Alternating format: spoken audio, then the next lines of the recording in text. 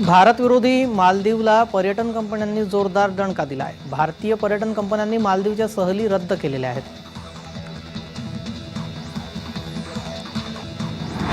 अंगणवाडी सेविकांचा बडतर्फीच्या नोटिसा देऊनही जिल्ह्यातील अंगणवाडी सेविका कामावर हजर झालेल्या नाहीत। उलट जिल्हा परिषद कार्यालयासमोर अंगणवाडी सेविकांनी ठिय्या आंदोलन सुरू केले। अंगणवाडी सेविकांना दरमहा 26,000 आणि मदतनीसांना 20,000 रुपये मानधन आणि कर्मचाऱ्यांना शासकीय दर्जा देण्याची मागणी या सेविकांची आहे।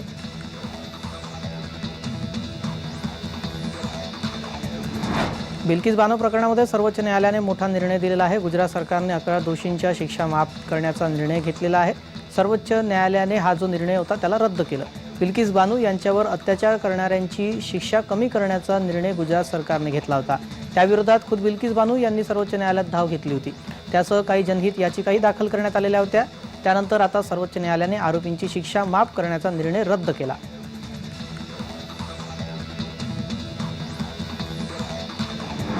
केंद्र सरकार हवा आणि ध्वनी प्रदूषण रोखण्यासाठी बृहमुंबई महानगरपालिकेला 630 कोटी रुपयांचा निधी देणार आहे। मुख्यमंत्र्यांच्या निर्देशानुसार संपूर्ण स्वच्छता अभियान सुरू करण्यात आलं आहे। स्वतः मुख्यमंत्री आठवड्यातून एकदा रस्त्यावर उतरून या मोहिमेचा आढावा घेतात।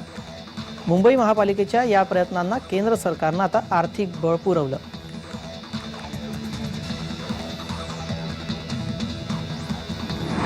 सचिन आपल्या 50व्या वाढदिवसाला सिंधुदुर्ग जिल्ह्यातील भोगवे समुद्र किनाऱ्यावर आला होता। मात्र सिंधुदुर्गातील आदरातीर्थ, आपुलकीपणा आणि भोगवे किल्ले निवती गाव आजही मनाला भुरळ घालत असल्याचं ट्विट सचिननं केलं।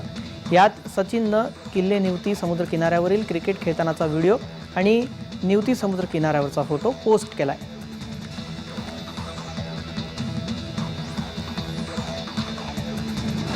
अयोध्येत शरयू नदीच्या तीरावर जय्यत तयारी करण्यात आलेली आहे। 1008 शिवलिंग आणि 100 कुंडात महायज्ञ होणार आहे। झोपडीमध्ये शिवलिंग तयार करण्यात आलेत।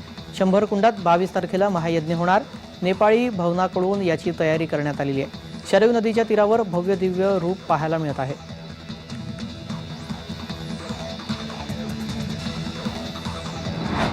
बॉलिवूडचा भाईजान सलमान खानच्या पनवेल येथील फार्म हाऊसमध्ये 2 अज्ञात व्यक्तींनी घुसण्याचा प्रयत्न केला। सध्या पनवेल पोलीस या प्रकरणी अधिक तपास करत आहेत। सुरक्षा रक्षकांना संशय आल्यानंतर लगेचच त्यांनी पोलिसांना बोलावून अज्ञात व्यक्तींना त्यांच्या ताब्यात दिलं।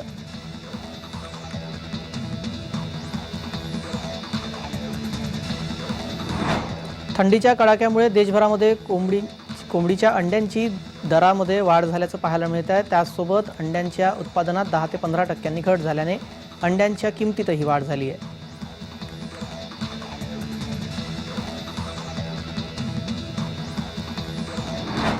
बुलढाणा जिल्ह्यातील संग्रामपूर शहरातून मध्यरात्री दरम्यान भारतीय स्टेट बँकेचे ATM मशीन चोरून नेणाऱ्या चोरट्यांना जालना पोलिसांना पकडण्यात यश आलेलं आहे। काहीतरी गुन्हा करण्याच्या उद्देशाने दबा धरून बसलेल्या 5 लोकांना जालना पोलिसांकडून पकडण्याचा प्रयत्न करण्यात आला असता त्यापैकी झटापटीत 2 अट्टल दरोडेखोर जालना पोलिसांच्या हाती लागले।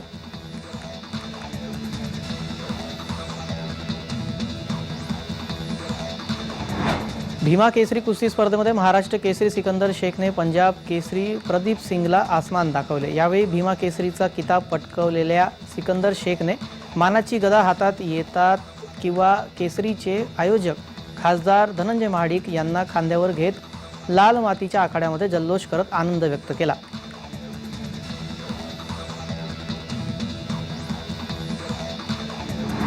छत्रपती संभाजीनगर जिल्ह्यामध्ये रविवारी 7 तारखेला अखेर कोरोना रुग्णांचा आकडा 30 पर्यंत पोहोचला। यात सर्वाधिक पॉझिटिव्ह 14 रुग्ण पैठण तालुक्यात आढळले।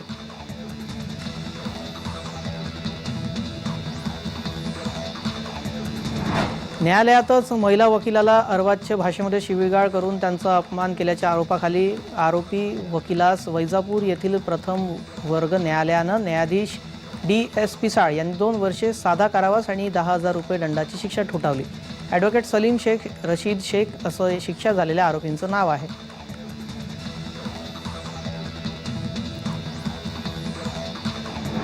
छत्रपती संभाजीनगर शहरातील सर्व दुकानांवर आणि कार्यालयांवर 15 दिवसाच्या आत मराठी पाट्या लावा नसता कडक कारवाई करण्याचे आदेश छत्रपती संभाजीनगर महापालिका आयुक्त श्रीकांत यांनी दिले।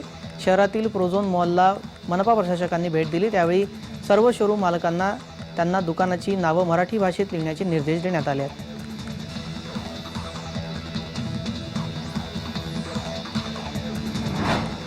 अकोला शहरातील विविध पोलीस ठाण्याच्या हद्दीमध्ये फॅन्सी नंबर प्लेट, वाहनात अनधिकृत बदल करणाऱ्या वाहनधारकांसमवेत फटाके फोडणाऱ्या बुलेटधारकांवर शहर वाहतूक शाखेने कारवाईचा बडगा उगारला। गेल्या 3 दिवसात सुरू असलेल्या या मोहिमेमध्ये तब्बल 1000 वाहनांवर कारवाई करण्यात आली असून सुमारे 5.5 लाख रुपयांचा दंड वसूल करण्यात आल्याची माहिती शहर वाहतूक शाखेचे पोलीस निरीक्षक सुनील किनगे यांनी दिली।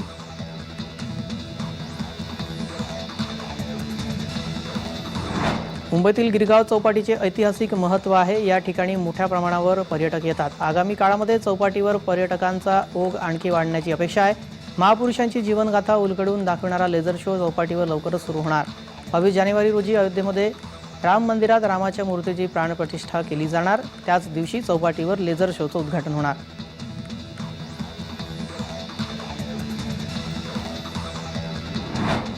बिग बॉस 17 फेम विनोदवीर मुनव्वर फारुकीला उर्फी जावेदनं प्रपोज केलेला आहे। गर्लफ्रेंडला सोड आणि माझ्याकडे ये असं उर्फी त्याला म्हणाली आहे। मुनव्वर फारुकीबद्दल पापाराझींसोबत बोलताना उर्फीने मुनव्वर आवडत असून बॉयफ्रेंड म्हणून तिला तोच हवा आहे असं सांगितलं। उर्फीने जाहीररित्या मुनव्वरला प्रपोज केलं।